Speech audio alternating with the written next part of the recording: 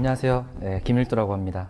제가 그 캐그를 많이 나가본 건 아니고 딱 이제 두 번째 나가보고 있어요. 지금 온고잉 중에 하나 있고 두 번째 나가봤는데 제가 참가기를 좀 들려드리고 그러면서 저희가 좀 독특하게 참가를 하고 있어요, 사실은. 그래서 그런 거를 좀 공유를 드리려고 합니다. 일단 제가 백그라운드가 엔지니어링이고 전공이 이쪽이 아니어서 원래 톡팀에 있다가 이제 검색팀으로 옮기다 보니까 사람들이 많이 물어보는 게 머신러닝 나도 하고 싶다. 근데 제가 이제 자주 하는 얘기 중에 하나가 그냥 문제 하나 잡고 도전해보면 좋다고 하는데 좀 엔지니어링 백그라운드를 가진 제가 좀 어떻게 다른 관점에서 좀 도전을 하는지를 한번 설명을 좀 드려볼게요. 일단 캐그를 간단하게 먼저 설명을 좀 드려보면 일단 전 세계에 머신러닝 데이터가 모이고 머신러닝 개발자가 모이는 곳이라고 할 수가 있겠죠. 그래서 캐글에서 올라왔던 문제들을 살펴보면 사실은 되게 재밌는 문제들도 많고요. 디스커션 포럼이나 커널 포럼 같은 데서 다른 사람들이 얘기하는 걸 보면 인사이트를 많이 얻기도 해요. 그래서 제가 이제 두 번째 나가고 있는 중이지만 되게 도움이 많이 되더라. 그럼 제가 두 번 나갔던 건 뭐냐면 첫 번째는 이제 구글 텐서플로우 스피치 리커그니션 챌린지라고 하는 걸 첫 번째로 나갔었고 두 번째로 지금 나가고 있는 거는 데이터 사이언스 볼이라는 걸 나가고 있어요. 첫 번째 거는 이제 스피치 클래시피케이션 문제인데 아주 단순한 형태고요. 두 번째 문제는 이미지 세그멘테이션 문제인데 조금은 튜닝이 많이 필요한. 그래서 제가 오늘 설명드리는 거는 첫 번째 위주로 설명을 드릴 건데 여기서 받은 인사이트로 이제 2회차 어떻게 참가하고 있는지 이런 것들을 좀 설명을 드리려고 합니다. 그리고 이제 시작하기에 앞서서 제가 잠깐 언급을 드리면 요거 이제 회사 업무로 참여된 건 아니고 개인적으로 참여된 거라는 거를 좀 언급을 하고 시작을 하겠습니다. 제가 오늘 강조할 내용은 이제 이 플로우를 되게 잘 지켜야 된다는 기본기에 대한 얘기를 하려고 해요. 캐글로 발표 요청을 받았더니 할 얘기가 없더라고요. 그냥 이렇게 이 모델을 쓰면 잘 됩니다 하면은 30초 안에 끝나니까 어떻게 그 모델까지 이르게 됐는지를 설명을 해야 되는데 그래서 좀 기본기에 대한 얘기를 먼저 하려고 해요. 그래서 문제 정의 어떻게 하고 아이디어 어떻게 내고 실험에서 결과 분석 어떻게 하는지 이 사이클을 좀 설명을 드리려고 하는데 이거 사실 뭐 다 아는 얘기잖아요. 몰라서 못하는 거는 아니잖아요. 뭐 연애도 다 이론은 다 아는 건데 못하는 거니까 요거를 제가 좀 쉽게 풀어서 한번 설명을 해드려 볼게요. 네, 그래서 이제 텐서플로우 스피치 리커그니션 챌린지에 대해서 먼저 요 내용을 설명을 드리고 싶은데 이 문제가 뭐냐면 1초 내외의 짧은 음성 사운드를 12개의 클래스로 구분하라고 하는 구글에서 호스팅을 한 대회예요. 요거를 사실은 나가게 된 이유가 있는데 뭐 사족으로 말씀드리면 요것 때문에 나갔어요. 여기 이제 김성훈 교수님 여기도 계시는데 상금이 여기가 원래 그게 많지 않거든요, 이 대회가. 근데 김성훈 교수님이 내건 상금이 대회 상금보다 많더라고요. 그래서 이분 이거 후회하실 것 같은데 10등 안에 드는 게 그렇게 어렵지 않은데 라는 마음으로 이제 출발한 거고 그래서 사람들을 많이 꼬셨죠, 팀으로. 그리고 이제 참여를 했는데 문제는 이렇게 돼요. 짧은 명령어를 이해하는 단순하고 효과적인 모델을 구현하는 거예요. 1초짜리. 1초짜리 음성 명령어를 65,000개를 줘요. 이제 클래스는 뭐냐면 이제 yes, no, up, down 하고 두 가지 클래스가 마지막에 좀 희한한 게 있는데 silence랑 unknown이에요. 그러니까 일반적으로 우리가 yes랑 no 구분하고 이런 건 클래시파이어 태우면 되는데 silence는 없는 거고 unknown은 내가 한 번도 못 본 데이터인 거잖아요. 여기서 사실은 조금 이제 문제가 꼬아진 거죠. 평가는 이제 15만 개의 레이블되지 않은 사운드 파일을 분류해서 제출하면은 그걸로 이제 스코어가 만들어지고 결과가 나옵니다. 멀티 클래스 애큐러시로 측정을 합니다. 네, 그래서 이제 시작은 어떻게 하냐면은 저는 항상 어떤 문제든지 할 때 아주 단순한 형태의 베이스라인 모델을 수시간 내에 먼저 만들어 봐요. 그래서 그 모델을 프리딕션을 해보고 이 문제 상황이 갖는 특성들을 좀 파악하기 위해서 좀 공을 들이는 편인데요. 일단 제일 심플하게 저는 이제 스피치 쪽을 다뤄보진 않았는데 스펙트로그램으로 전환해서 하는 게 좀 이제 디팩토처럼 어떻게 되어 있으니까 스피치 인풋들을 전부 스펙트로그램으로 바꿨어요. 2D 이미지로. 보시면 여기 화면에 있는 것처럼 웨이브 폼을 오른쪽에 있는 스펙트로그램으로 바꾼 거고요. 이제 네트워크 구조는 이제 CNN을 태웁니다. 근데 베이스라인이니까 르네-라이크 아키텍처를 제가 설계를 했어요. 그러니까 컨볼루션을 3개에다가 FC, 플리 커넥티드 한 2개 달아가지고 그냥 한 거죠. 그리고 멀티 GPU 트레이닝을 처음부터 이제 코드를 짰는데 그 이유는 이게 실험이 빨라야 돼요. 그러니까 제가 뭔가를 테스트를 해보고 이밸류에이션을 하고 그걸 모디파이를 하고 한 이 과정이 굉장히 빨라야 된다. 이터레이션이. 그래서 멀티지뷰까지 넣어서 한 5분에서 20분 정도면 한 번 실험할 수 있는 정도로 만들었어요. 그랬더니 이 심플한 모델이 캑을 서밋을 해보면 56.2% 정도 성능이 나와요. 제가 이제 기대했던 것보다는 좀 낫더라고요. 왜냐면은 문제가 되게 쉽다고 생각했어요. yes, no 이런 스피치를 그냥 클래시파이 하는 건데 절반밖에 못 맞춘다라고 생각하면 높은 건 아니거든요. 그리고 거기서부터 이제 출발된 게 그래서 그러면 일단 단순 모델로 최대한 푸시를 해보자. 12개 클래시파이 하는 건데 이게 너무 낮다라고 판단을 했고 간단하게 일단 대시보드 하나를 만들었어요. 이게 초기 버전 대시보드밖에 지금 스크린샷이 없어가지고 그것만 갖고 왔는데 트레이닝 밸리데이션 셋에서 틀린 데이터 체크해주는 거. 왜냐면 얘는 레이블이 있으니까. 그러면 그 레이블, 미스 레이블 된 애들만 이제 쭉 보고서는 소리도 들어보고 뭐 스코어 맵은 어떻게 나갔는지 그리고 유사한 사운드 어떤 거 있는지 이런 거 체크할 수 있는 대시보드가 있었고요. 또 테스트 셋은 레이블이 없잖아요. 그러니까 스코어 순으로 정렬을 거꾸로 했어요. 그러니까 스코어 순으로 정렬을 하면은 우리가 컨피던스가 낮은 애들이 좀 어쨌거나 보면은 네트워크가 그 컨피던스 낮은 거니까 그런 거를 좀 볼 수 있도록 그렇게 만들었고요. 클러스터링을 해가지고 트레인 밸리드 테스트 셋에서 어떤 데이터가 분포하고 있는지를 살펴봤어요. 요 얘기는 제가 좀 이후에 하겠습니다. 그리고 이전 프리딕션 결과들이 있을 거잖아요. 제가 이밸류에이션을 계속 하면 그거랑 디퍼런스만 모아서 보는 거예요. 그런 것들도 있었습니다. 그래서 이제 이 르넷 라이크 아키텍처, 아주 단순한 아키텍처로 최대한 성능 만들기 위해서 현재 상황을 분석한 거는 지금 언더피팅이다. 언더피팅인데 그거를 아까 말씀드렸던 대시보드 같은 형태에서 좀 간단하게 이밸류에이션을 해보니까 특정 클래스로 몰리더라. 봤더니 데이터 임밸런스 문제가 너무 심한 거예요. 그래서 12개 클래스 데이터의 수를 이제 측정을 해보니까 언노운이 거의 뭐 압도적으로 많고요. 그 다음에 뭐 사일런스나 다른 것들이 또 많고 해가지고 요거를 좀 이제 임밸런스를 맞춰야겠다. 그래서 단순하게 일단 배치 샘플링을 넣었어요. 위쪽에 있는 게 일반적인 방식인데 보시면 전체 데이터를 셔플링을 해놓고 거기서 배치 사이즈만큼 끊어서 쓰잖아요. 근데 그렇게 안 하고 이제 클래스 i에 대해서 선택 확률을 제가 이제 프리디파인 해놓고 에폭당 이제 비보건 추출을 했어요. 그러면 이제 거의 비슷한 수준으로 나오겠죠. 그런 식으로 만들어가지고 샘플링 하는 걸 넣었더니 아까 50%대에서 거의 10% 뛰어서 67.2%가 나왔죠.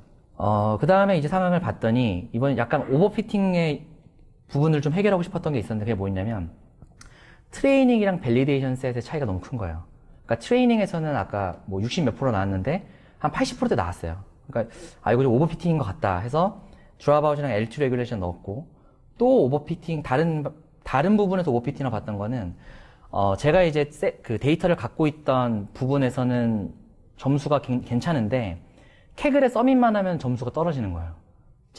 제가 이제 이밸류에이션 했을 때의 점수보다 캐글 점수가 많이 안 나오는 거죠.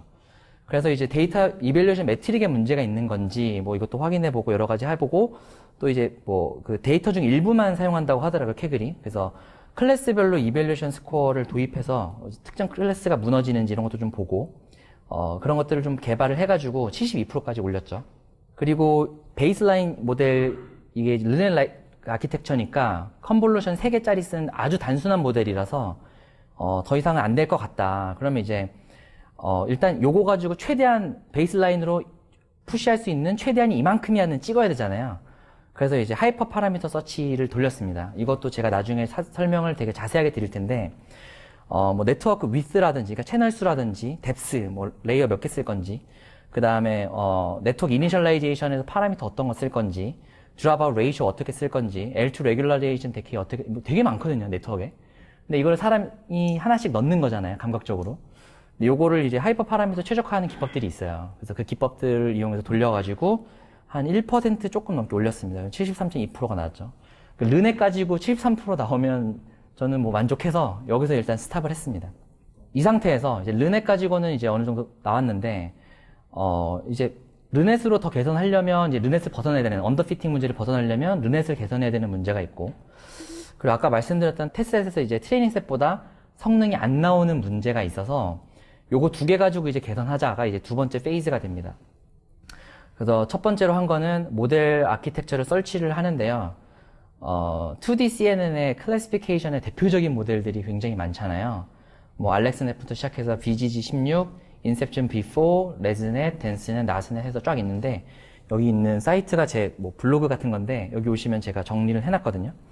그래서 요거를 또 서치를 한번 했습니다. 요거를 하는 것도 뒷부분에 좀 더 자세히 설명드릴 텐데 클라우드에서 이제 아키텍처 여러 개를 이제 서치하는 거를 만들어 놓고서는 여러 개를 동시에 이밸류에이션을 한 거예요.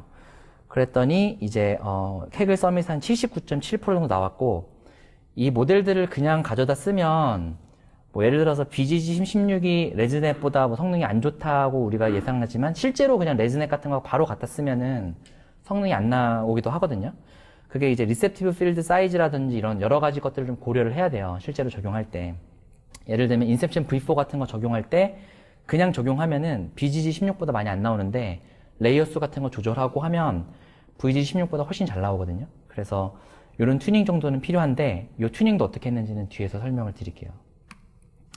그래서 또 마찬가지 계속 이 반복 작업을 하는 거예요. 또 이제 오버랑 언더피팅 있는 것 같으니까 어그먼테이션 넣자 해가지고 아까 제가 클러스터링 했었다고 했잖아요. 데이터 셋에 대해서. 트레이닝 셋이랑 테스트 셋 전체 놓고서는 K-means 클러스터링 돌려가지고 이제 어떤 이제 임밸런스가 있는지 트레이닝 셋에서는 이런 소리가 나오는데 테스트 셋은 없다든지 이런 이제 임밸런스를 좀 찾으려고 했고 밸리데이션 셋 기준으로 해서는 하드 엑샘플 분석을 좀 했어요. 그러니까 못 맞추는 건 계속 못 맞추잖아요. 아까 디퍼런스도 본다고 했고 그 다음에 그 스코어, 컨피던스 가지고 소팅해가지고 본다고 했는데 그런 거 가지고 하드 엑샘플들을 좀 분석을 해봤어요. 그랬더니 어그먼테이션에서 몇 가지가 좀 효과가 있을 것 같다 해서 볼륨 조절이나 뭐 사운드 시프팅이나 스트레치나 피치, 뭐 노이즈도 제가 이번에 사운드를 처음 해보는데 세상에 온갖 노이즈 종류가 다 있더라고요. 제가 원래 화이트 노이즈만 넣으면 되는 거 아니야? 라고 했는데 화이트 노이즈만 넣었더니 그렇게 임프루브가 없는 거예요. 그래서 이 소리랑 이 소리랑 비슷한 것 같은데 노이즈를 넣었는데 왜 못 맞추지? 라고 생각해서 그 소리의 이제 음파 같은 거를 실제로 찍어보고 했더니 화이트 노이즈에서 나오는 음파랑 다른 거예요. 그래서 이 소리는 왜 비슷하게 우리 귀에는 비슷하게 들리는 노이즈인데 왜 음파는 다르지? 하고 알아봤더니 세상에 굉장히 다양한 노이즈를 만드는 방법들이 있더라고요. 그래서 노이즈 만드는 방법에 사실은 시간을 굉장히 많이 썼습니다. 아무튼 그걸 이용해서 이런 어그먼테이션을 이용해서 캐글에서 한 84.1% 정도까지 올렸어요. 적지 않습니다. 이때부터는 거의 탑 20 안에는 꼭 있었던 것 같아요. 그리고 이제 데이터 어그먼테이션이 많이 들어갔잖아요. 근데 이게 다 파라미터거든요. 그러니까 화이트 노이즈 만들 때도 파라미터가 다 존재하는 거고 사운드 시프팅이나 볼륨 조절에서도 랜덤 관련해서 다 뭐 얼만큼 움직일지 이 어그먼테이션 얼마나 할지에 대한 파라미터들이 다 있는 건데 뭐가 최적이냐라고 하는 거를 사람이 잡기가 사실 쉽지 않아요. 그래서 이것도 서치하는 그 모듈을 가지고 서치를 했습니다. 했더니 요것도 한 1% 정도 오르죠. 그래서 85.6%까지 올랐고요. 그 다음에 이제 한 게 여기까지 해서 뭐 언더피팅, 오버피팅 최대한 잡았다고 생각이 들어서 지금 있는 제가 최대한 성능이 나왔던 그 아키텍처들을 최대한 이제 또 서치를 다시 했어요. 무슨 얘기냐면 제가 VGG16에서도 한 85% 나오고 인셉션 V4로도 85% 나오고 뭐 이런 상황이었던 거예요. 그 각각의 모델들에 대해서 인풋 사이즈, 레졸루션, 그 다음에 채널 수, 네트워크 뎁스, 이니셜라이징 파라미터에서 또 온갖 파라미터가 엄청 많잖아요. 요걸 다 튜닝을 보는 거죠. 예를 들어서 뭐 인셉션 같은 경우에는 모델이 크니까 제가 또 그 인풋 사이즈도 컸거든요. 그러니까 뭐 풀링을 좀 초반에 한다든지 이런 것도 넣어보고 여러 가지 서치를 했는데 그렇게 함으로써 단일 모델로 최고 성능으로 89.1%까지 올렸어요. 이거를 하고 나니까 이게 한 이제 15등 이 정도가 됐었는데 대부분 단일 모델로 이 정도 성능까지 안 올라간다고 하더라고요. 그러니까 디스커션이나 이런 데 보면 단일 모델로는 한 85%, 87% 정도 나오면 대부분 거기서 이제 끊는 것 같고 단일 모델로 하지 않고 그 이후에는 대부분 앙상블이나 이런 걸 통해서 90%대로 진입하는 형태가 많아가지고 우리 되게 프로미싱한 상태인 것 같다라고 생각을 했었죠. 왜냐면 단일 모델 하나로 89%, 90% 가까이 찍은 거니까 이게 되게 좋았던 것 같고요. 여태까지 제가 지금 한 10분 넘게 뭐 했었는지 뭐 언더피팅, 오버피팅 얘기하면서 쫙 얘기를 했는데 이걸 좀 정리를 한번 해볼게요. 제가 이제 주장하고 싶은 거는 그냥 베이직 프랙티스만 잘해도 캐글에서 몇천 명씩 나오는 캐글에서 상위 뭐 10%나 5% 안에 드는 게 그렇게 어렵지 않다는 거예요. 그러니까 일단은 제가 생각할 때 이제 회고를 해보면은 좋은 이밸류에이션 매트릭을 명확하게 잘 정의한 게 좋았던 것 같아요. 그러니까 여러모로 볼 수 있었던 이벨루션 매트릭들이 많았거든요. 그래서 실험 결과를 좀 정확하게 판단할 수가 있었고, 그리고 외부로 이제 그거를 출력하다 보니까 휴먼 프렌들리해서 사람이 검증을 이제 쉽게 할 수 있었고, 그리고 이제 이벨루션 매트릭이 정확하면 뭐가 좋냐면, 제가 캐글 쪽에다가 서밋하기 전에 어느 정도 성과가 나올지를 대충 예상할 수 있어요. 그러니까 내 매트릭에서 이 정도 성과면은 캐글에서도 성능이 더 좋아지겠는데, 이게 예측이 돼야 제가 서밋을 하면서도 그 이제 의미 있게 서밋을 할 수가 있는데, 만약에 이벨루션 매트릭이 정확하지 않으면 약간 랜덤하게 서밋을 하게 되는 거예요. 요번에는 괜찮을 수도 있겠는데 하면서 올려봤는데 성능 안 나오고, 그러면 이게 과학적인 실험이 안 되거든요. 그러니까 내가 이걸 했을 때 이만큼 성능 개선이 있었고, 뭐 때문에 이게 성능 개선이 있는 거고, 이거를 이벨루에이션을 해야 되는데 그게 안 되니까 제일 먼저 해야 되는 건 이벨루에이션 매트릭을 잘 정의해야 된다. 그 다음에 제가 이제 얘기하는 거는 이제 오버피팅이나 언더피팅 상황에 따라서 무작위로 생각나는 방식을 시도하는 게 아니라 모델의 문제를 해결할 근거를 가지고 실험을 잘 설계하는 거가 좀 중요하다고 봐요. 그래서 뭐 다들 아시겠지만 오버피팅인 경우에는 뭐 드랍아웃이나 레귤러라이제이션이나 어그멘테이션이나 노멀라이제이션 이런 걸 막 쓰잖아요. 언더피팅 때는 또 다른 메소드들 쓰고. 그래서 사실은 이런 것들을 근거를 가지고 행위를 하는 게 좋은 것 같아요. 제가 캐글 나갈 때 저희 같이 하시던 분들이 머신러닝 안 해보셨던 분들을 다 팀으로 했었어요. 약간 교육 목적이 있었거든요. 그분들이 이제 배운 자기가 이제 공부했던 거를 랜덤하게 다 하나씩 하더라고요. 하나 해보고, 하나 해보고, 하나 해보고. 근데 결과가 거의 임프루브가 없어요. 그렇게 하면은. 그래서 지금 상황을 이벨루션 명확하게 해서 어떻게 할지를 과학적으로 이제 실험을 만들어서 하는 게 좋다. 그리고 실험 사이클은 짧고 빠르게 가져가는 게 좋으니까 코드를 잘 짜야 돼요. 멀티 GPU로 짜야 되고, 여기에는 제가 설명 안 써놨는데 유닛 테스팅 같은 것도 다 들어가 있었습니다. 유닛 테스팅 왜 들어가 있냐면은, 이게 실험을 한번 돌리면은 아까 르넥 같은 경우에 뭐 20분 만에 끝나지만 VGG 이런 거는 뭐 2-3시간 걸리거든요. 근데 2-3시간 뒤에 이벨루에이션 보고서는 뭔가 좀 이상한데? 해서 또 고치고 하면은 이게 굉장히 안 좋아요. 그래서 네트워크를 구성하는 거나 트레이닝 코드나 이런 쪽에다가 유닛 테스트를 되게 잘 짜는 게 되게 의미가 있어요. 유닛 테스트를 잘 짜놓으면 내 네트워크 아키텍처가 내가 기대했던 대로 디자인이 되어 있는지, 인퍼런스 타임에 이게 기대했던 대로 동작할지 이런 것들을 미리 검증하는 거기 때문에 2시간, 3시간 기다려서 문제되는 상황 안 발생하기 때문에 이것도 되게 중요한 부분 중에 하나입니다. 그리고 다양한 실험은 좀 패러럴하게 도는 게 좋아요. 좋은 서치 방법을 쓰는 것도 중요하고, 순차적으로 사람이 튜닝하는 핸드 튜닝 되게 안 좋은데 제가 이거를 정말 싫어하거든요. 팀에서 이런 거 하고 있으면은 막 짜증내는 정도로 싫어하는데 요것도 요 뒤에서 설명을 좀 드릴게요. 그래서 사람이 하는 건 어쨌거나 최적의 파라미터라는 걸 보장하기 어렵고 시간도 오래 걸리니까 뭐 하이퍼 옵트나 랜덤 서치 같은 거를 잘 구현해가지고 쓰는 게 좋습니다. 네, 그래서 제가 여기까지가 페이즈 1인데 뭐냐면 TensorFlow Speech Recognition Challenge를 나가서 아주 베이직한 그 방식들만 쓴 거예요.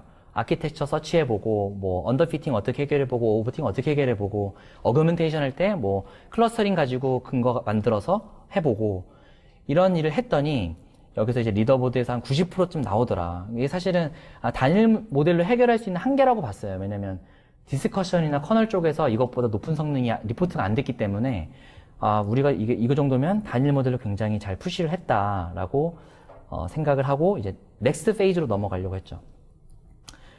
그래서 이제 넥스트 페이지를 위해서 이제 문제를 재정의를 하려고 하는데요.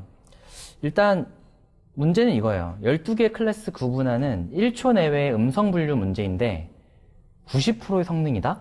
그러니까 저는 제가 이해가 안 되는 거예요, 일반적으로. 그러니까, 클래시피케이션 문제가 요즘엔 좀 쉽잖아요, 다른 문제들에 비해서. 그리고 데이터도 1초 내외의 음성 분류, yes, no 이런 거 분류하는 건데, 한 99% 나올 줄 알았거든요. 근데 90%밖에 안 나와서, 이거를 한번 파보자. 문제점을 하나 찾은 게 뭐였냐면, 이걸 설명을 좀 드려야 될 것 같은데, 지금 보시면은 레이블이 주어진 트레이닝 셋에서는 yes, no, up, down, stop, left, right, on, off, go 이렇게 있고요. silence까지 있는데요. 캐글의 이제 그 테스트 셋에서는 요게 데이터 어그먼테이션으로 요걸 충분히 맞출 수가 있어요. 무슨 얘기냐면은, 저희가 트레이닝 셋으로 갖고 있는 yes에 예를 들어서 어떤 특정 화자 A가 말한 게 있다고 하면은 테스트 셋에서 다른 화자 B가 말한 게 있으면 그 두 개의 음파가 많이 다를 수 있거든요. 근데 이게 어그먼테이션으로 충분히 가능한 영역이라는 거예요. 어느 정도는. 그러니까 여기 있는 데이터들은 충분히 맞출 수 있는 거. 근데 제가 보기에 언노운이 문제더라고요. 그러니까 저희가 예를 들어서 언노운으로 이제 데이터를 주어진 게 뭐였냐면 1, 2, 3, 4, 5 해가지고 뭐 숫자들하고 뭐 말빈, 와우 뭐 이런 명령어들을 트레이닝 셋에서 언노운이라고 준 거예요. 근데 실제로 프리딕션 할 때 테스트 셋에서의 소리를 몇 개 샘플링해서 이제 찍어보면 그 컨피던스가 낮은 데를 찍어보면 한 번도 네트워크에 안 들어본 소리들이 있는 거예요. 그러니까 쉘라, 하우스, 해피 이런 거는 네트워크에 한 번도 못 본 거니까 그럼 이게 언노운으로 갈까? 라고 해서 제 생각엔 그렇지 않을 것 같거든요. 그러니까 12개 클래스 중에 랜덤하게 갈 확률이 높고 만약에 유사한 소리라고 하면은 컨피던스가 되게 높게 미스클래시파이를 할 거예요. 그러니까 이런 문제를 어떻게 해결할까로 문제 방향을 재정의를 한 거죠. 그러니까 다르게 얘기하면 원래 그 주최 측에서 낸 문제는 12개 1초짜리 클래시피케이션 문제를 잘 풀어봐 라고 냈는데 저는 그 문제를 이제 다르게 정의해서 언노운 수를 잘 맞추는 모델을 만들어야겠다. 그러니까 내가 모르는 언노운, 그러니까 아는 언노운이 있고 모르는 언노운이 있는 거죠. 그래서 언노운 수를 잘 푸는 모델을 만들어야겠다. 그리고 이걸 이제 아웃 오브 디스트리뷰션이라고 부르던데 이걸 가지고 좀 리서치를 시작하게 됐어요. 그래서 말씀드린 것처럼 문제를 이렇게 언노운 수를 찾는 문제로 재정의를 하게 됩니다. 그래서 이 대회가 이제 2달인데 한 달은 앞에 페이지를 거의 했고요. 나머지 한 달은 뒤에 페이지를 했습니다. 그래서 제가 몇 가지 시도들을 했던 거를 가지고 왔는데요. 첫 번째 논문 이제 Training Confidence Calibrate Classifiers 어쩌고저쩌고 이 논문은 겐 가지고 한 거예요. 쉽게 얘기하면. 그러니까 겐 가지고 여기 제가 앱스트랙에서 하나 가져왔는데 클래시피케이션 하는 거를 트레이닝 하면서 동시에 겐도 트레이닝을 해요. 그래서 이 겐은 아웃 오브 디스트리뷰션을 만들어주는 앤 거죠. 그래서 이제 이런 식으로 이제 아웃 오브 디스트리뷰션을 디텍팅 하는 것까지 고려하는 거 있었는데 요거를 그러니까 개념 자체는 저는 되게 좋았다고 봐요. 좋았는데 제가 시도를 못한 이유가 뭐냐면 스피치 쪽에 겐을 제가 찾을 수가 없었어요. 그러니까 스피치에서 겐을 만드는 게 요즘 와서 좀 나오더라고요. 최근에 논문들로. 그러니까 스펙트로그램을 이미지로 보고 만약에 생성한다 그러면 엉망인 소리가 나올 거고요. 뭔가 다른 방법을 써야 될 텐데 그게 쉽지가 않아서 이 방법은 이제 이런 거 나중에 시도해보면 되게 좋겠다 정도로만 이제 읽고 넘어갔었고 처음으로 했던 건 수도 레이블 방법이 있었어요. 수도 레이블은 되게 심플한데 간단하게 설명드리면 뭐냐면은 언레이블 데이터가 있잖아요. 거기다가 그러니까 트레이닝 다 된 모델이 있고 언레이블 데이터를 다 프리딕션을 해봐요. 그 다음에 스코어가 꽤 높은 애들은 다시 트레이닝 데이터로 쓰는 거예요. 이런 식으로 계속 트레이닝 데이터를 모으는 거죠, 더. 그러면은 이제 테스트 셋에서 틀린 애가 있을 수도 있어요. 있을 수도 있는데 이게 아래쪽에 있는 그림 보시면 더 세퍼러블한 이제 그 세퍼레이터가 된다 이런 주장을 하는 거거든요. 심플하게 얘기하면은. 그래서 이런 시도도 해봤는데 실제로 성능 향상은 없었어요. 이건 없었고 그 다음에 제가 이제 좀 삘 꽂혀서 오랫동안 했던 시도가 이 논문 그 Learning by Association이라는 논문을 읽고서는 이걸 좀 이제 시도를 했었는데 이 논문 되게 재밌어요. 이게 뭐냐면 위랑 아래에 있는 그 녹색으로 된 숫자 이게 엠리스트 가지고 실험을 했는데 위쪽에 있는 녹색으로 된 숫자는 그 레이블된 데이터고 빨간색으로 된 애들은 레이블이 없는 데이터예요. 근데 이제 어소시에이션이라는 게 뭐냐면 그 트레이닝 데이터 레이블에서 어소시에이션이 될 만한 언레이블 데이터로 어소시에이션을 시킨 다음에 그 어소시에이션 된 애를 다시 트레이닝 데이터에 어소시에이션 했을 때 같은 클래스로 다시 와야 된다. 이런 제약을 걸어서 트레이닝을 거는 거거든요. 설명을 이제 쉽게 그러니까 한 문장으로 축약하려니까 조금 어려울 수도 있는데 쉽게 얘기하면은 위에 있는 트레이닝 데이터가 가운데 있는 언레이블 데이터랑 어소시에이션 되는 거를 네트워크 로스로 좀 강제를 해요. 그러다 보면은 좀 세미 슈퍼바이즈드 러닝에서 좀 효과가 좋다 이런 주장을 했었는데 메소드가 좀 심플해서 로스만 바꾸면 되거든요, 거의. 그래서 시도를 했었는데 성능 개선이 있기는커녕 오히려 떨어졌어요. 떨어져가지고 이것도 좀 분석을 해보다가 대회가 마감 직전이 돼서 다른 걸로 이제 넘어갔는데 마지막에 좀 그 성능이 나왔던 거는 요거예요. Universal Prescription이라고 하는 논문에서 아이디어를 받은 건데 언레이블 데이터 전체를 언노운으로 넣어버리는 거예요, 그냥. 근데 어떻게 하냐면 트레이닝이 끝난 모델에다가 러닝 레이트를 작게 설정한 다음에 파인 튠을 하는데 트레이닝 셋이랑 테스트 셋으로 파인 튠을 해요. 그러면은 얘네가 대부분이 사실 언노운이기도 하고 테스트 셋이 그리고 트레이닝 셋에 있었던 거에 일단 피팅이 된 상태이기 때문에 요게 효과가 있을 거다라는 가설을 가지고 했는데 요게 마지널하게 0. 몇 프로 정도 그 단일 모델에서 올려주는 성과가 있었습니다. 그러니까 좀 아쉽기는 한데 한 달 동안 좀 그런 고민을 많이 했었던 것 같아요. 그러니까 언노운 수를 맞추는 방법들이 이것 말고도 있긴 하거든요. 그러니까 뉴럴넷 말고는.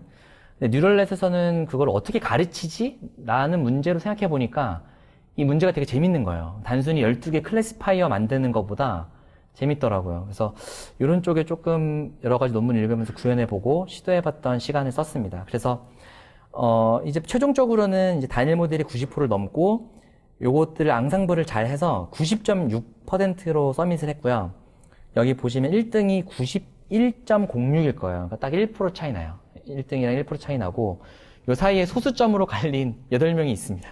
8명이 있고 그 소수점을 올리기 위해서 한 이틀 전부터 밤을 샌 것 같은데 이게 정말 쉽지 않더라고요. 왜냐면 이게 데이터가 엄청 많고 몇 개 더 맞추는 수준이긴 해도 그 몇 개를 더 맞추는 게 쉽지가 않아가지고 막판에 좀 버닝하다가 손 들긴 했는데 그래도 9등으로 이제 마무리를 해가지고 나름 이제 만족스럽게 마무리를 한 거는 같은데 아까 말씀드렸던 몇 가지 아쉬움이 있어요. 그러니까 언논스라든지 뭐 아니면 아까 말씀드렸던 뭐 제가 네트워크 서치라든지 하이퍼 파라미터 서치하는 부분들 이런 부분에서 아쉬움들이 있어서 한번 캐그를 더 나가보자라는 얘기가 나오게 됩니다.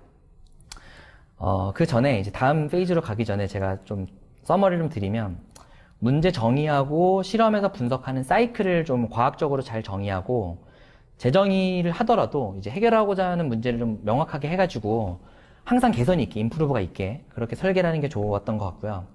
오버피팅이냐 언더피팅이냐의 관점에서 실험을 자꾸 설계하는 게 좀 좋았던 것 같아요. 그리고 하면서 제가 이제 교육 목적으로 했다고 했잖아요. 처음 딥러닝 해보시는 분들하고 이 팀을 만들었었는데 네트워크 구조에 대한 이해가 있는 거랑 없는 거랑 차이가 많더라고요. 그러니까 네트워크 구조가 왜 이렇게 되었는지를 아시는 분들은 확실히 튜닝 하실 때에도 그런 부분들을 잘 하시더라. 그리고 이런 지식들을 이용해서 반복적으로 이터레이션을 수행해서 성능 개선하고 추가적인 리서치로 좀 한계를 뛰어넘는 방법들에 대해서 좀 탐색해봤던 거, 이게 좀 전체적인 서머리가 될 것 같습니다. 이제 두 번째 제가 캑을 나가는 거 하기 전에 이 첫 번째 얘기들을 가지고 조금은 다른 얘기를 하려고 해요. 제가 두 번째를 나갈 때는 이제 얘기를 했던 게 뭐였냐면은 내 생각에는 거의 지금 이런 식으로 문제 상황 파악해서 그거 해결하고 또 문제 상황 확인하고 이거를 반복할 텐데 이거를 사람이 하는 게 인공지능이 맞는가라는 근원적인 질문을 던졌어요. 약간 잉여지능 아닌가? 이런 생각이 들어가지고 이걸 좀 해결을 해보자. 그래서 몇 가지 토픽들이 있는데요. 일단 멀티 GPU를 랩핑을 해서 그 코드를 랩핑을 해서 텐서플로우에서 이제 그래프를 주면은 멀티 GPU를 좀 쉽게 쓸 수 있는 그런 걸 만들어서 실험 가속화하는 소 프로젝트죠. 이런 걸 하나 진행하고 하이퍼 파라미터 설치하는 것도 좀 시스테매틱하게 바꿨어요. 그 다음에 AutoML 쪽도 조금 건드려 보고 있는데요. 일단 하기 전에 조금 이제 인프라적인 걸 설명드리면 제가 쓰려고 회사에서 프로타입으로 클라우드를 하나 만들었었어요. 메소스 기반으로. 메소스가 이제 오케스트레이터라고 해가지고 여러 개 디스트리뷰티드 환경에서 이걸 오케스트레이션 해주는 어떤 오픈소스 프레임워크라고 보시면 돼요. 제가 요거를 좀 익숙하기도 하고 회사에서도 이걸 쓰고 있는 팀이 있어서 이걸 선정해서 프로타입을 했고 이게 지금은 카카오에서 GPU 클라우드로 지금 쓰고 있는 플랫폼이거든요.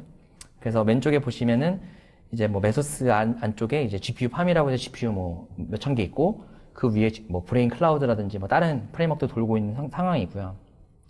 이 위에서 뭔가 이제 캐그를 돌려보자. 이게 두 번째 페이즈예요. 첫 번째 팁은 멀티 GPU 자원 효율화를 위해서 제가 좀 랩핑을 한 코드를 만들어서 팀에 배포를 하려고 해요. 첫 번째 요걸 좀 설명을 드리면 여기 대부분 이제 머신러닝 하시는 분들이 오셨을 테니까 싱글 머신 멀티 GPU랑 디스트리뷰티드 멀티 GPU 상황이 좀 달라요. 그래서 네이버는 뭐 NSML이나 이런 거에서 이런 걸 자체적으로 지원하는지는 모르겠는데 싱글 머신 멀티 GPU 같은 경우에 대부분 이그샘플에 있는 게 그렇게 효율적이진 않거든요. 뭐 케라스라든지 텐서팩 이런 데서는 그런 거를 뭐 코드로 주긴 하는데 텐서플로우 가이드나 이그샘플에 있는 거는 그렇게 효율적이진 않아요. 그래서 웨이트도 매번 읽어오고 다른 GPU에서 그리고 그라디언트도 이제 CPU에서 이제 평균 구해야 되는 게 되게 비효율적으로 CPU에 카피 뜨고 막 이러거든요. 그래서 제가 이제 최근 어제 이거 올린 건데 어제 블로그에 올린 게 NCCL 이용하면 이런 거를 좀 최적화를 할 수 있어요. NCCL이 그 엔비디아에서 내놓은 이제 올리듀스 관련된 패키지인데 여러 GPU에 있는 거를 잘 모을 수 있는, 뭐, 썸을 한다든지, 에버리지를 친다든지, 매트릭스 멀티플리케이션을 뭐, 다른 GPU에 이런 것들을 좀 할 수 있는 패키지예요. 근데 거기 보면은, 올리듀스 썸이라는 그 함수를 하나 주거든요. 올리듀스 썸을 하면은, 모든 GPU에 있는 웨이트를 딱 썸을 한 다음에, 모든 GPU로 다시 브로드캐스팅을 해줘요. 되게 이피션트하게. 그래서 그거를 이제, 이용해가지고 동일한 웨이트를 유지하게 짜면은, 한 170% 정도 올라요. 그 다음에 디스트리뷰티드 환경에서는 좀 이게 이제 문제인데 텐서플로우 가이드대로 하면은 퍼포먼스 진짜 안 나와요. 거의 안 나오고 뭐 이게 제 생각에는 텐서플로우 가이드에 있는 게 그 시스템 환경 같은 게 좀 제약적이라서 그런 것 같아요. 거기 뭐 NVLink 같은 거 달았을 수도 있고 인프라적으로 좀 다른 요소가 있어서 그랬을 것 같은데 뭐 간단하게 추천드리면 호버보드 같은 거 쓰시면 거의 성능 개런티가 됩니다. 호버보드는 이제 MPI라고 해서 어떻게 그 디스트리뷰트 된 환경에서 인터페이스 같은 패키지인데 그런 거를 잘 이용해가지고 호로보드라는 거를 이제 우버에서 만들어서 공개를 했어요. 요거 쓰시면은 좀 괜찮습니다. 그래서 방금 말씀드린 효율화를 해보면 비포 애프터가 이렇게 된다. 그러니까 한 170% 정도는 개선이 돼요. 그 다음에 이제 중요한 게 이제 하이퍼 파라미터 설치인데 제가 이 뉴럴넷 관련해서 이제 프로젝트를 여러 번 하면서 항상 페인 포인트가 내가 뭘 잘못해서 트레이닝이 안 되는지를 알 수가 없어요. 계속 그냥 실험해보는 건데 이게 정말 짜증이 나더라고요. 그러니까 엔지니어로서 시간이 되게 중요하고 여러 가지 일을 할 수 있는 사람인데 뭐 실험 한번 하면은 1시간씩 날아가고 하면 이게 하기가 어려워요.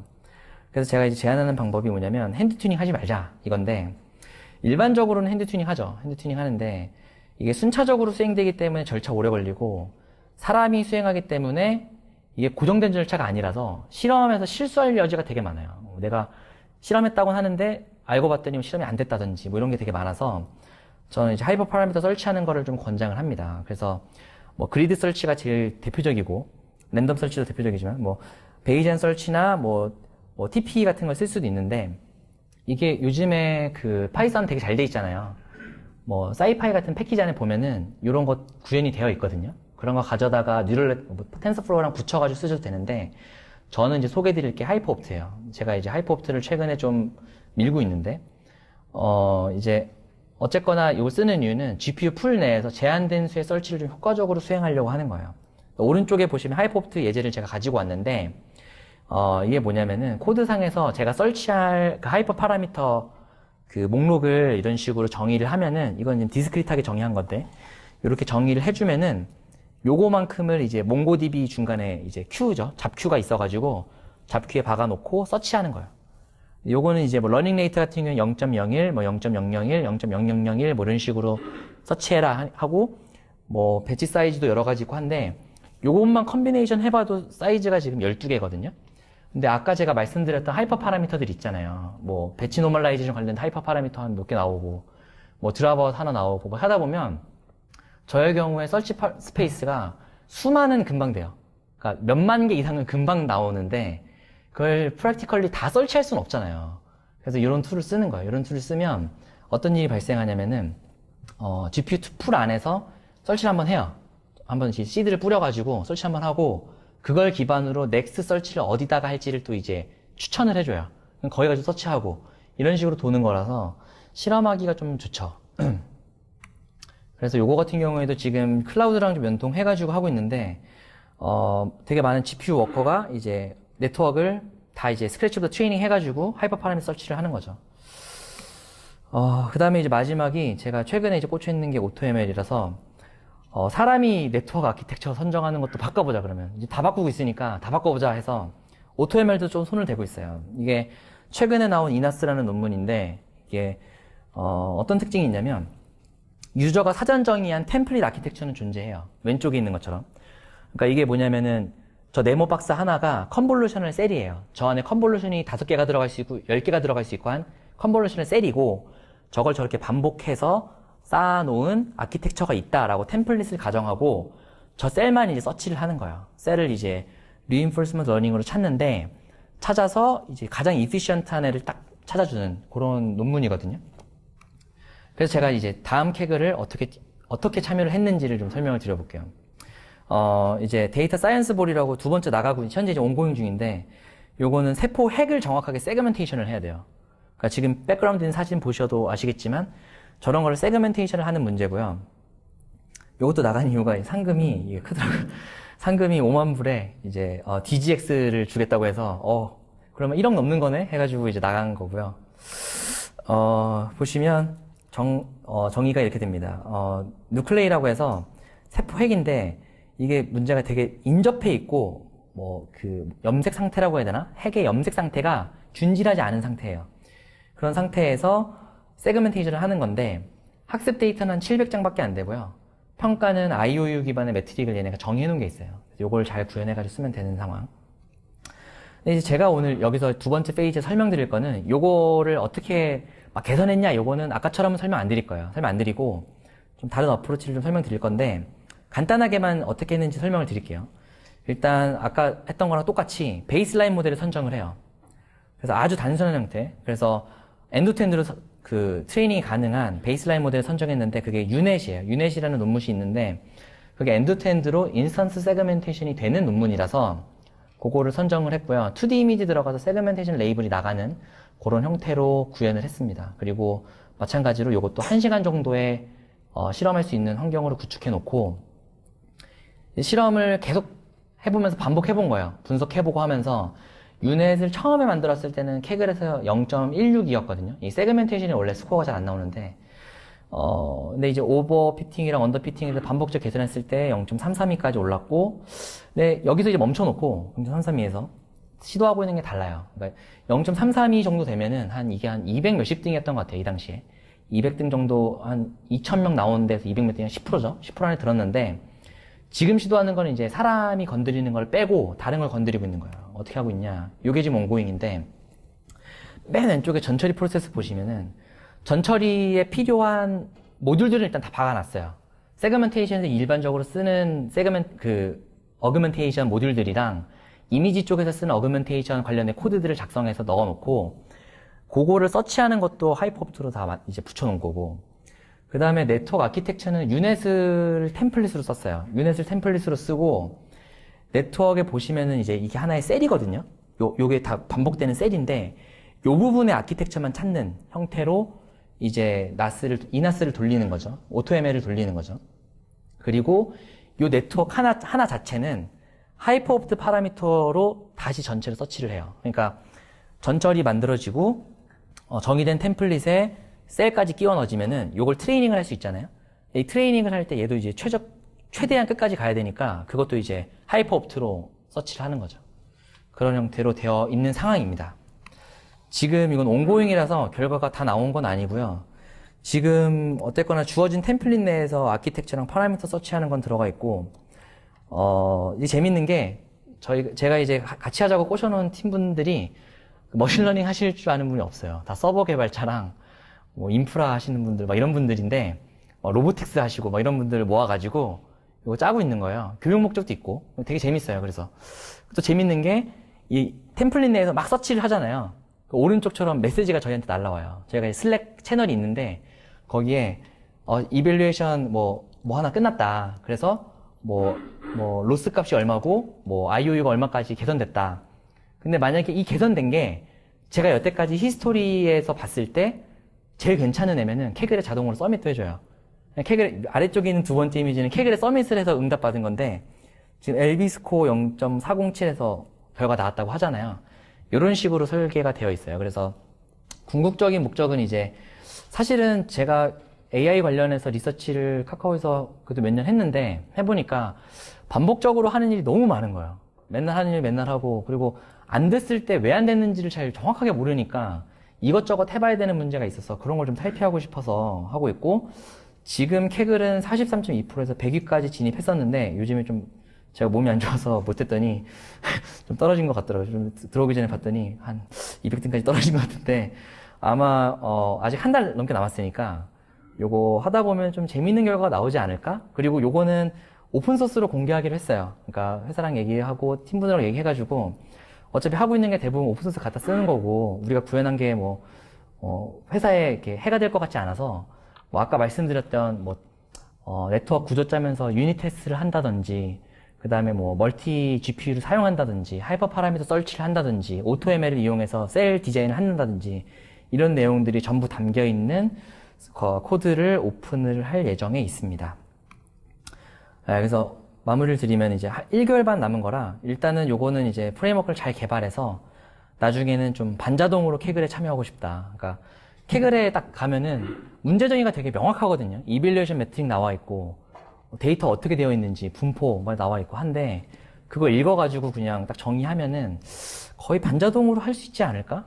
사람이 보고서는 필요한 것만 그때그때 좀 해주면 되지 않을까? 이런 생각까지는 가지고 있는데 아직은 좀 쉽지 않을 것 같지만 이렇게 좀 재미있게 시도를 하고 있다는 거 그걸 좀 공유 드리려고 왔고요. 오늘 내용을 좀 정리를 드릴까 합니다. 제가 이제 캐글로 발표해달라고 요청을 받고 처음에는 뭐 나중에 하면 되겠지 뭐 했는데 막상 발표일이 다가오니까 할 말이 없더라고요. 캐글 나갔는데 뭐 어쩌라고 이렇게 할 말이 없어서 이게 쉽지 않았는데 그래서 토픽을 좀 명확하게 잡은 거예요. 하나는 기본기를 잘 하면 10% 5% 안에 드는 건 별로 어렵지 않다. 머신러닝에서. 두 번째는 효율이 중요하다. 이렇게 두 가지 토픽인데 첫 번째 토픽에서 말씀드렸던 거는 문제 정의 잘하자. 과학적인 실험하자. 그 다음에 오버피팅, 언더피팅 확인해서 해결하고 싶은 문제 정확하게 파악해서 해결하자. 그 다음에 근거가 되는 리서치 백그라운드 가지고 풀자. 요거였고요. 효율이 중요하다라고 하는 거에서는 이제 이거는 사실 어떻게 보면은 좀 인프라나 다른 분들이 도와주셔야 되는 영역일 수도 있는데 뭐 멀티 GPU 이용해서 실험 가속화하는 거라든지 하이퍼 파라미터 설치를 좀 효율적으로 하는 거라든지 오토 ML을 이용해서 아키텍처 최적화하는 거 이런 것들을 좀 제안을 드렸습니다. 네, 제 발표는 여기까지고요. 질문을 받으면 될까요? 네. 카카오에서 이 업무만 하시는 건가요? 아니면 아까 제가 말씀드린 이게 제 회사 업무는 아니에요. 회사 업무는 아니고 제가 회사에서는 다른 일을 하고요. 이제 머신러닝을 좋아해서 따로 하는 프로젝트. 네. 저희가 아까 오토로 캐글 막 서밋되고 한다고 했잖아요. 저희가 이제 다 다른 팀이에요. 저희가 심지어 뭐 서버 개발하시는 분은 뭐 또 클라우드 팀이 있고 막 이런데 슬랙에 띠링 하고 와가지고 개선됐다 그러면 치킨 먹으러 가거든요. 치킨 먹으러 가서 이제 뭐 코드 짜고 뭐 이런 식이고. 치킨 먹을 시간 아껴서. 아니 치킨 먹으면서도 해야 되고 뭐 어쨌든 시간은 없으니까. 네. 근데 저희가 이제 교육 목적도 있고 이게 뭐 회사 업무로 하면은 되게 재미없어질 것 같아요. 회사에서 뭐 이런 거 해가지고 오토ML 만들어서 킥을 나가 이러면은 재미없잖아요.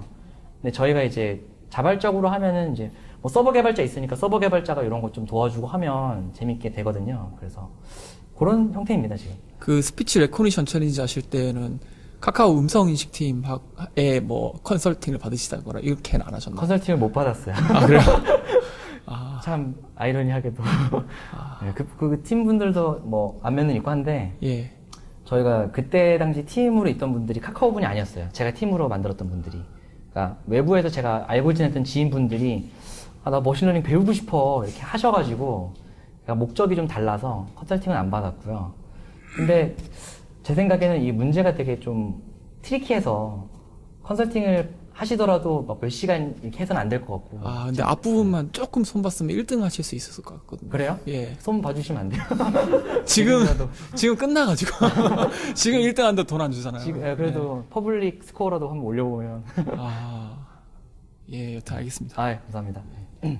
그 첫 번째는 언노운 찾기 위해서 혹시 어노멀리 디텍션에서 사용되는 방법들로 한쪽 그러니까 멀티태스크 러닝을 하는데 어노멀리 디텍션 하는 쪽을 트라이를 해보셨는지가 궁금하고요.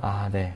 그리고 두 번째는 이나스랑 하이퍼롭트는 이나스는 스트럭처 익스플로레이션이고 하이퍼롭트는 파라미터 익스플로레이션이잖아요. 근데 스트럭처랑 파라미터는 서로 물고 물리는 관계라서 스트럭처를 뒤흔들면 파라미터 다시 튜닝해야 되고 스트럭처를 다시 흔들면 또 튜닝해야 되고 이전 스트럭처의 최저값이 새로 만드는 스트럭처의 옵티멀이라는 보장도 없고 그렇잖아요. 네네. 거기에 대해서 하기 위해서 이렇게 묶어두고 이터리티브하게 왔다 갔다 하게 되는 건지 그게 궁금합니다. 네. 첫 번째 거부터 설명을 드릴게요. 아까 말씀하신 어노멀리 디텍션도 당연히 검토를 했었고요. 그 다음에 다른 방법들도 많죠, 사실은. 그러니까 뉴럴랩 말고 다른 모듈을 만들 수도 있잖아요. 그런 거를 검증할 수 있는. 네. 그래서 근데 그렇게 안 한 이유가 이게 좀 재밌어야 되거든요, 하려면. 그러니까 이게 성능이 어쨌거나 그때 당시 뭐 15등 이런 상황이나 앙상블 하면 10등 안에 들어가는 거는 거의 개런티 된 상황이어가지고 1등은 못할 것 같은 거는 좀 마음속에 있었고 그래서 리서치 토픽으로 좀 봤던 거예요. 그러니까 언노운을 가르친다는 게 뭘까? 어떻게 보면 철학적인 질문이기도 하고 한데 그거를 좀 해보고 싶었어요. 해보고 싶어서 했던 거고, 말씀하신 것처럼 어노멀리 디텍션이나 다른 방법을 썼으면 아마 성능은 많이 개선될 것 같아요. 그리고 두 번째 말씀하신 거는 어떻게 보면은 요거 이제 어떻게 할 거냐 이거잖아요. 네. 사실은 완전히 얼리 스테이지죠. 지금 저희가 전체 파이프라인을 한번 만든 거예요. 그러니까 이거대로 돌리면 어쨌거나 아키텍처 다 나오고 파라미터까지 다 나와서 모델까지 떨어져서 캑을 서밋 되는 것까지 만든 건데, 말씀하신 것처럼 그 부분에 대한 리서치는 필요해요. 잘 안 돼 있죠. 근데 그 AutoML에서 셀 아키텍처 디자인 할 때 사실은 저 RNN에다가 저 하이퍼 파라미터 관련된 걸 좀 넣을 수도 있거든요. 근데 그 나스 논문에 보면은 그런 파라미터를 많이 넣었더니 오히려 못 찾더라 하는 그게 있어가지고 저희는 오히려 그걸 빼고 그 부분을 이제 밖으로 뺀 거예요. 그러면은 이터레티브하게 돌 수가 있으니까. 근데 이렇게 했을 때 문제점은 뭐냐면 이나스는 되게 효과적이고 빠르잖아요. 근데 이게 빠르다는 보장을 못해요. 그러니까 파인튠을 해가지고 잘 안 찾아지기도 하고 파인튠을 못하는 경우도 있고 하이퍼 파라미터 바꿨을 때 파인튠이 안 되는 경우도 있으니까 그러면 스크래치로부터 찾아야 되고 막 이런 문제가 있는데 그런 거는 해결할 몇 가지 아이디어가 있어서 지금 좀 시도를 해보고 있습니다. 네. 네, 질문이 그 앙상블 어떻게 했냐는 것이죠. 네. 아, 네. 그 앙상블을 어떻게 하는 것도 사실은 테크닉인데 그 제가 같이 참여하셨던 분이 조석재 님이라고 제가 그 캑을 디스커션에서 막 디스커션 하다 보니까 한국 분이신 거예요. 그래가지고 어떻게 연락이 닿아서 이제 팀으로 영입을 했던 분이 있는데 조석재 님이라고 그분이 일단 앙상블을 해주셨어요. 근데 앙상블은 어떻게 했냐면은 일단 에버리지를 했고요. 네트워크 아웃풋에 대해서 클래시피케이션 컴피던스를 에버리지를 한 형태였는데 네트워크를 선정을 해야 되잖아요. 그거는 사람이 핸드 튜닝을 했었어요, 그때는. 그래서 좋은 일정 수준 이상 나오는 모델을 그때 한 20개인가? 이렇게 엮었는데 그런 식으로 그냥 휴리스틱하게 했습니다. 혹시 그 상위권 모델들 1등, 2등 뭐 그런 모델들 어떤 방식인지 그거랑 지금 하신 거랑 어떤 차이가 있는지도 혹시 아시나요? 아, 네. 캑을 말씀하시는 거죠? 네네, 첫 음성 번째에서- 챌린지 쪽. 예. 첫 번째에서 그 1등 한 애들이 1D 컨볼루션을 썼어요. 제가 조금 놀란 게 뭐였냐면은 저는 이제 스피치를 모르니까 디펙터라고 생각했던 스펙트로그램으로 바꿔서 2D CNN에 열심히 이제 한 건데 1등 한 애가 로우 PCM을 그냥 1D 컨볼루션을 한 거예요. 거기서 일단 충격을 받았고 아 이게 되는구나. 원래 안 된다고 하잖아요 대부분. 근데 이게 되게 잘 됐고 걔네의 단일 모델 자체는 저희랑 성능은 비슷해요. 근데 걔네는 이제 앙상블이라든지 뭐 다른 것들 좀 많이 썼고 제가 알기로 1등부터 한 4등까지가 다 월디 컨볼루션인 걸로 알고 있기는 해요. 네. 네, 사실 최근 뮤직 쪽에서는 그 로웨이브 원디 컨볼루션으로 넘어가는 게 거의 대세거든요. 아 그래요? 네, 프론트엔드 쪽의 모델을 잘 써가지고 스펙트로그램으로 안 바꾸고 하는 쪽으로 하면 여러 가지 이점이 있을 수 있는데 그 중에 하나가 또 나중에 제너레이션 할 때도 좀 도움이 되고 막 그런 게 있어서 안 바꾸는 쪽이 대세인 것 같아요. 요즘 다 이렇게 하는군요. 몰라가지고. 미리 알았으면 1등도 가능하셨는데. 그러니까요. 제가 컨설팅을 받았어야 되는데 떨어져가지고. 질문이 없으시면 마무리를 할까요? 있으신가요? 네, 마무리하겠습니다. 감사합니다.